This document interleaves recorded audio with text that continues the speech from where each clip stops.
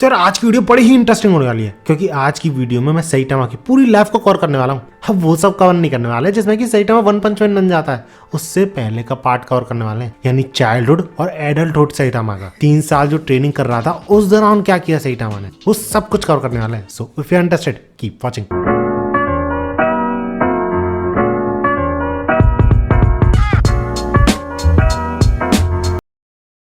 तो कहानी की स्टार्टिंग होती है सैटामा से, जो कि अभी 12 साल का है और अभी अभी मिडिल स्कूल में एंटर हुआ है, यानी एडमिशन हुआ है उसका नया नया। और हाँ, अपना टकलू फिलहाल में टकला नहीं है, सर पे बाल हैं उसके। हाँ, विग जैसा लग रहा है लेकिन स्टिल बाल हैं उसके। और क्योंकि फर्स्ट डे था मिडिल स्कूल का, तो भैया प्रिंसिपल तो भाषण देगा ही, लेकिन बंदे का जरा सा भी इंटरेस्ट नहीं था स्कूल में, तो प्रिंसिपल के भाषण में क्या होगा। इसके बाद हर जापानीज मिडिल स्कूल की तरह सीनियर्स होते हैं जो कि गुंडे की तरह बिहेव करते हैं अपने जूनियर्स के साथ। एग्जैक्टली यहाँ पर भी ऐसा ही हो रहा होता है, अपने जूनियर से मनी की डिमांड कर रहे होते हैं और इनके पास क्योंकि नहीं था इसलिए उनसे ये बोलते हैं कि घर जाके लेके आओ, हम यहीं पे इंतजार कर रहे हैं। लेकिन इतने पता कौन एंट्री लेता है? नहीं नहीं नहीं नहीं, सैटामा नहीं था, मूवमेंट राइडर। अब यहाँ पे ऐसा कहीं लिखा तो नहीं है, लेकिन तुम इसके एक्शन से समझ ही सकते हो कि ये कौन है यार। चश्मा पहने एक बंदा साइकिल पे आता है, फाइट करने से पहले साइकिल का स्टैंड लगाता है। खैर कुछ ऐसे ही मूवमेंट राइडर उन गुंडों को यानी अपने सीनियर्स को रोकने की कोशिश करता है बुली करने से। और इसके बाद मूवमेंट राइडर के साथ क्या होना है तुम्हें पता ही है, जो कि हमेशा उसके साथ होता है, पिट जाता है बंदा। और ये बात पूरे स्कूल में फैल जाती है, इनफैक्ट सैटामा के क्लासरूम तक चली जाती है, उसकी क्लास के बच्चों तक पहुंच जाती है। वो बातें कर रहे होते हैं कि कैसे 2 सीनियर्स ने मिलके एक बंदे को बहुत पीटा और पीट पीट के उसकी यूनिफॉर्म भी फाड़ दी। लेकिन सैटामा चुपचाप पढ़ाई कर रहा होता है। नहीं नहीं नहीं, हमेशा की तरह मांगा नहीं पढ़ रहा था, बंदा लिटरली पढ़ाई कर रहा था, एकेडमिक बुक पढ़ रहा था। इसका सीन चेंज होता है और हम देखते हैं सैटामा को अपने रूम में, जो कि ऐसे ही पड़ा होता है और मन ही मन पता नहीं क्या सोच रहा होता है। आई थिंक बंदा बोर हो चुका होता है। लेकिन इसी के साथ साथ हमें ये भी दिखाया जाता है कि सैटामा के रूम में जो टीवी थी उसमें न्यूज चल रही थी और वहां पे शो करा जा रहा था एक मॉन्स्टर, जिसके की पीछे एक पुलिस वाला भाग रहा है। जी हाँ, सैटामा के टाइम पे यानी जब वो बच्चा था उस टाइम इतने मॉन्स्टर्स अपीयर नहीं हुआ करते थे, जिस वजह से कोई हीरोज भी नहीं थे, हीरो एसोसिएशन भी नहीं थी। लेकिन उसी न्यूज में ये भी एक्सप्लेन कराया रहा था कि जो मॉन्स्टर्स की अपीयरेंस है वो बढ़ती आ रही है धीरे धीरे। अगर लास्ट डिकेड का डेटा देखा जाए यानी लास्ट 10 ईयर्स का, तो ग्रेजुअली इंक्रीज हो रहा है मॉन्स्टर्स का नंबर। तो सारी जनता, सारी ऑर्गेनाइजेशन और पूरी गवर्नमेंट कंफ्यूज्ड है कि करा क्या जाए, क्या काउंटर मेजर्स लिए जाए इस चीज के अगेंस्ट में। और यही सुनते सुनते अपना बंदा सैटामा थक जाता है और सो जाता है। इसके बाद हमें दिखाया जाता है नेक्स्ट डे स्कूल का, जो कि 3rd डे होता है। और 3rd डे पर ही सैटामा को डांट पड़ रही होती है कि कैसे उसने अपना होमवर्क नहीं किया, जिसपे सैटामा माफी भी मांगता है और वो ये बोलता है कि ठीक है मैं अभी करता हूँ उस होमवर्क को। जिसपे वो टीचर और भी आया गुस्सा कि चुप रहो तुम, क्या लगता है तुम्हें मेरे लेक्चर के दौरान तुम वो होमवर्क करोगे? जिसके बाद वही टीचर लेक्चर पे लेक्चर सुनाते जा रहा होता है सैटामा को। लेकिन सैटामा मनी मन ये सोच रहा होता है कि क्या फर्क पड़ता है, एक ही दिन तो छूटा है होमवर्क का, कल का होमवर्क आज कर लूंगा मैं। और इसी कंफ्यूजन में वो बोल देता है कि आई डोंट अंडरस्टैंड, क्या बोलना चाह रहे हो तुम? जिस पे वो टीचर और भी आ गुस्सा, भले ही उसकी बात तो बैठाती हो या नहीं बैठाती हो, टीचर हमेशा सही होते हैं, स्कूल में थे तो तुम्हें पता ही होगा। और भाई साहब, स्कूल में एक बार जो टीचर तुमसे चिढ़ गया, तुम्हारी क्या हालत कर सकता है तुम समझ ही जाओ। और यही चीज विस्पर हो रही होती है सैटामा के लिए, यानी बाकी के जो स्टूडेंट्स थे क्लास में वो वही खुशफसार रहे होते हैं कि होमरूम टीचर से उसने जवाब दिया,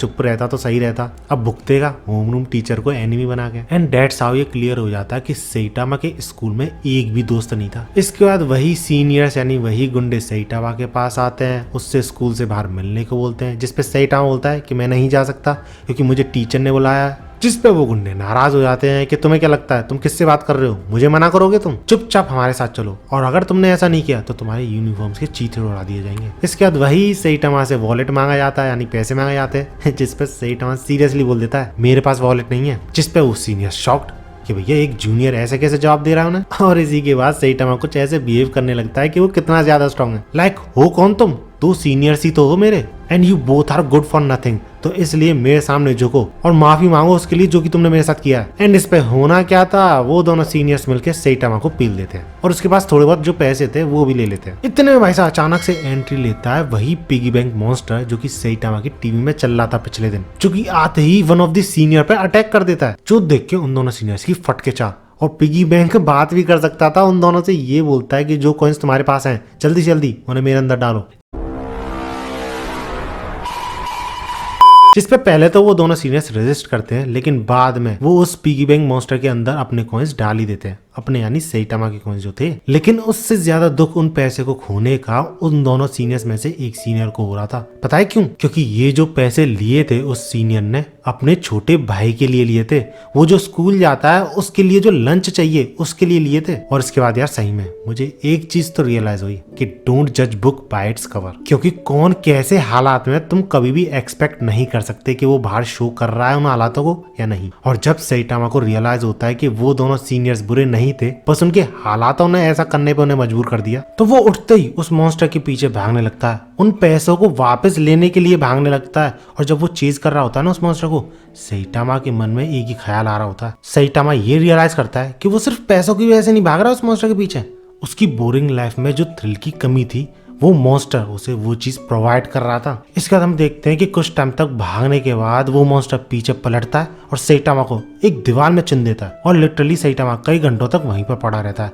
और बाद में वो न्यूज देखता है घर पर आके कि उस मॉन्स्टर को बहुत बड़ी मिलिट्री फोर्स ने इजिली घेर कर मारा है। सो यस, इस टाइम पे सिर्फ मिलिट्री ही संभाल सकती थी मॉन्स्टर्स को, इतने स्ट्रांग होने लगे थे वो। और ये भले ही छोटा सा इंसिडेंट था, लेकिन इस इंसिडेंट का सैटामा की लाइफ में बहुत बड़ा इम्पैक्ट पड़ता है। क्योंकि बंदा इस इंसिडेंट के बाद सोच में पड़ जाता है कि क्या मैं इतना ज्यादा वीक हूँ?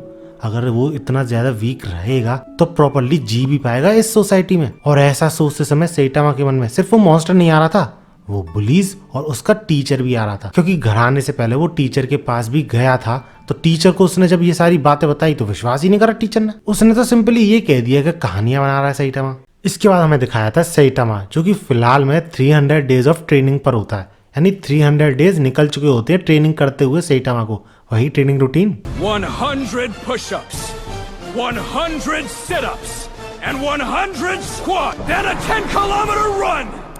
Do it every single day.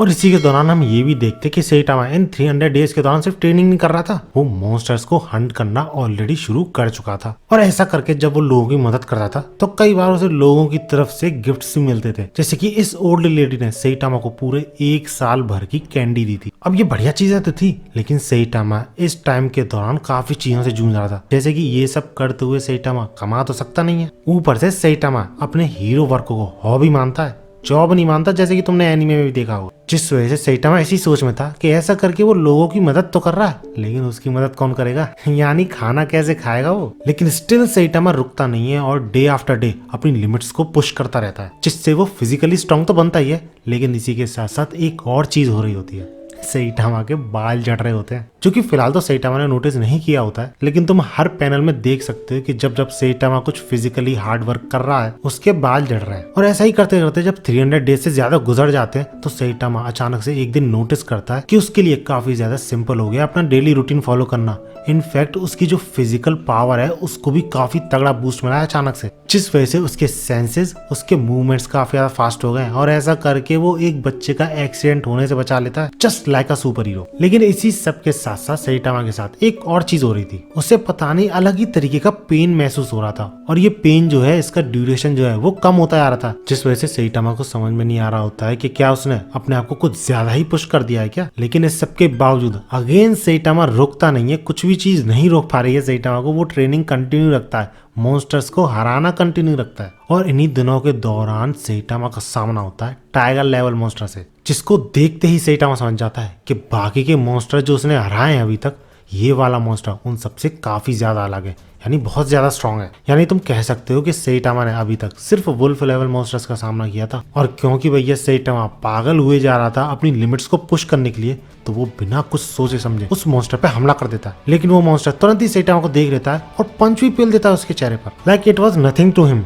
लेकिन सैटामा के लिए अभी तक का सबसे हार्डेस्ट पंच था ये वाला। लेकिन सैटामा घबराता नहीं है, डरता नहीं है, बल्कि उल्टा बंदा अभी भी अपनी लिमिट्स को पुश करने की सोच रहा होता है। लेकिन अगेन मौका मिलते ही फिर से वो मॉन्स्टर सैटामा के चेहरे पे एक पंच जड़ देता है। और इसी के साथ सैटामा ढेर, एटलीस्ट थोड़े टाइम के लिए, क्योंकि सैटामा को जो दर्द हो रहा था ना, वो किसी और रीजन की वजह से नहीं, उसका दांत खराब हो गया था, उसकी वजह से हो रहा था।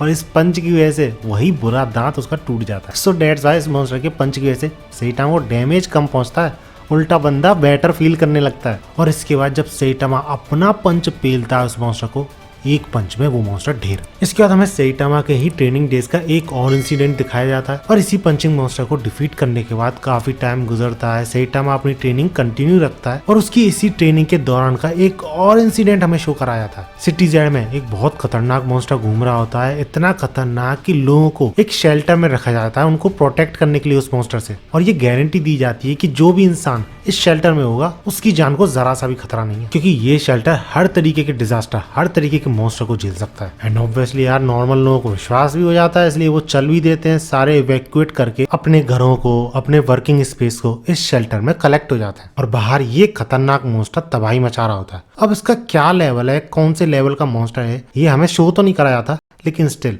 इतना गैस तो कराई जा सकता है कि डीमन लेवल मॉन्स्टर और टाइगर लेवल मॉन्स्टर के बीच में आता है। और क्योंकि इस पॉइंट ऑफ टाइम पे हीरो एसोसिएशन एस्टेब्लिश हो चुकी थी, तो इसलिए इस मॉन्स्टर का सामना कर रहे होते हैं उसी हीरो एसोसिएशन के कुछ हीरोज, और इन्हीं हीरोज के साथ साथ एक और हीरो वहां पे एंट्री लेता है जो कि काफी ज्यादा स्ट्रॉन्ग हीरो था, क्लास बी में आता था, और बाकी की ये जो हीरोज थे ये क्लास सी में थे। एंड दैट्स हाउ ये तीनों मिलकर डिफीट करने की कोशिश करते हैं इस मॉन्स्टर को, लेकिन रिजल्ट कुछ ऐसा निकलता है और ये तीनों भी प्रो हीरोज होते हुए शेल्टर में आ जाते हैं नॉर्मल लोगों के पास फॉर प्रोटेक्शन। अब ऐसा कराया तो यार लोगों की सुननी भी पड़ती है काफी ज्यादा, क्योंकि ये फ्री में थोड़ी काम करते थे हीरोज। हीरो एसोसिएशन नॉर्मल लोगों से पैसा लेती थी और इन हीरोज को दिया करती थी।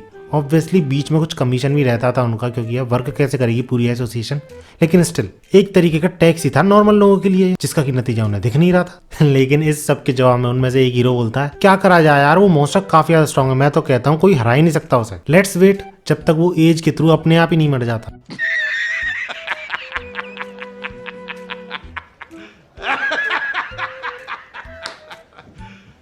You serious? वेर ऑब्वियसली एक कीड़ा है, वो इतनी एज तक जिया है, यानी उसकी एज भी मेंशन्ड थी, तो नॉर्मली कई हजारों साल भी जी सकता है। लेकिन ऐसा भी नहीं था, इन हीरोज ने कुछ भी नहीं किया था, क्योंकि वापस लौटते समय कुछ सिविलियंस को जो कि अटके हुए थे उनको भी इस शेल्टर में ले आते हैं ये लोग। एंड गेस व्हाट, उन्हीं सिविलियंस में अपना सेइटामा भी था। अब लोगों की तो कड़वी बातें अभी भी सुननी पड़ रही होती हैं इन हीरोज को, लेकिन जिन लोगों को ये यहाँ पर लेके आए थे उनसे एप्रिसिएशन भी मिल रहा था। और रही बात सेइटामा की, तो बंदा काफी शॉक्ड, और वो पूछता भी है क्या ये शेल्टर है लोगों को प्रोटेक्ट करने के लिए। तो इस पे जो वो लोग एक साथ आए हुए थे उन्हीं में से एक लड़की बोलती है कि हाँ, यहाँ पर हम प्रोटेक्टेड रहेंगे उस मॉन्स्टर से, कोई दिक्कत नहीं है। लेकिन सेइटामा टेंशन में इसलिए आया था क्योंकि उसने हीरोज को फॉलो इसलिए किया था जिससे कि वो मॉन्स्टर के पास पहुंच सके, उससे फाइट कर सके, उसे हरा सके। लेकिन उसे क्या पता था कि हीरोज खुद शेल्टर में आ रहे हैं प्रोटेक्शन के लिए।